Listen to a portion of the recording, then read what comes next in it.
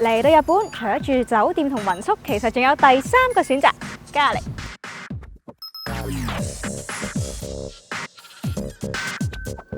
日本喺今年7月中開放寺廟訂房平台，全國有超過100間寺廟開放俾旅客過夜，上網揀啱俾錢就 book 到，同訂普通民宿一樣咁方便。但成件事就獨特好多啦，唔少參與計劃嘅寺廟都好有份量。Trip 正今次試住呢間距離京都半個鐘車程嘅三井寺，係日本4大古寺之一，有1300年歷史，坐擁成個山頭，足足5個維園咁大。寺廟入面有一口神聖嘅泉水，係3位日本天皇誕生時候沐浴嘅地方，所以就被改稱為三井寺。除咗嗰口靈泉，三井寺仲擁有過百件文化遺產。呢個係日本3大名鐘之一，佢嘅音色係特別好聽㗎。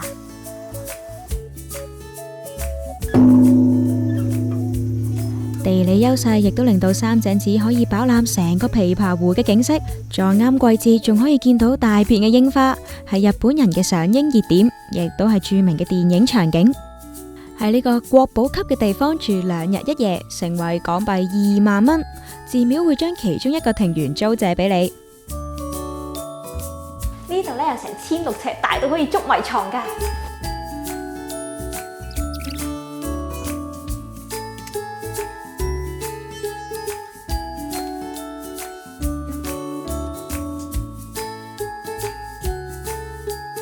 呢棟建築物本身有400年歷史，今年就特地翻新過，但係刻意保留咗古色古香嘅設計，亦都有完善嘅廚房同衛浴設備，都拍得住高級酒店㗎。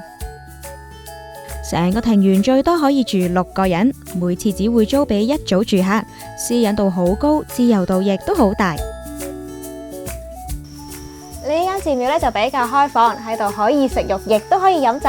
夜晚就可以出嚟聽住禪鳴，飲翻2杯。乾杯！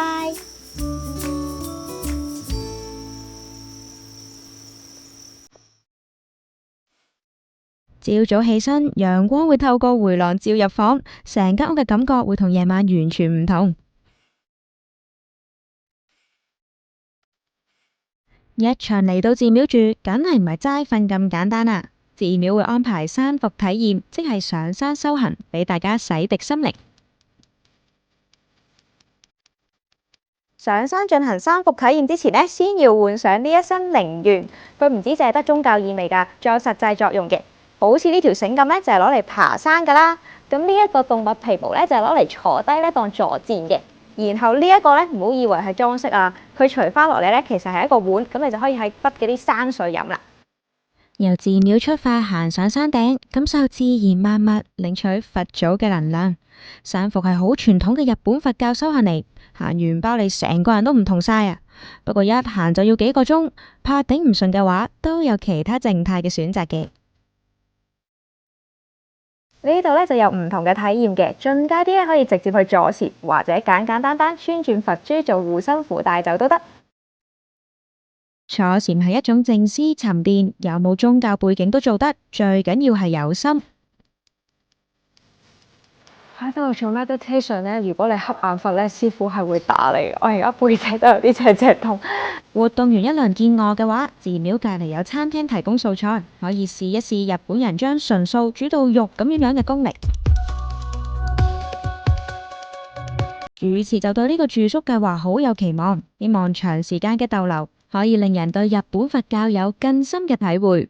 至於點解要收到咁貴呢？お寺を維持していくというのはかなりお金がかかることは間違いなくて、やっぱり建物とか文化遺産を保存して伝えていく、それとやはり伝統的な行事を伝えていくと、こういうのはやはり、お金がかかることでもありますので、やはり今お寺に来られる方からお金をいただておりますけども、そういうご協力をしていただいて、この寺泊もそうですけども、そういう得られたお金というのはそういう形で使わせてもらってる。これも使い道としては変わりないですね。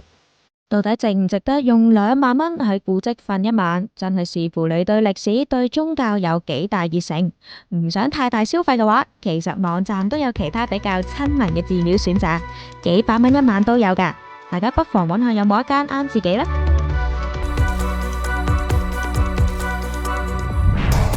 全新 Gadget 街隊伍已經準備就緒，想睇最新科技資訊，即 like Gadget 街 Facebook page。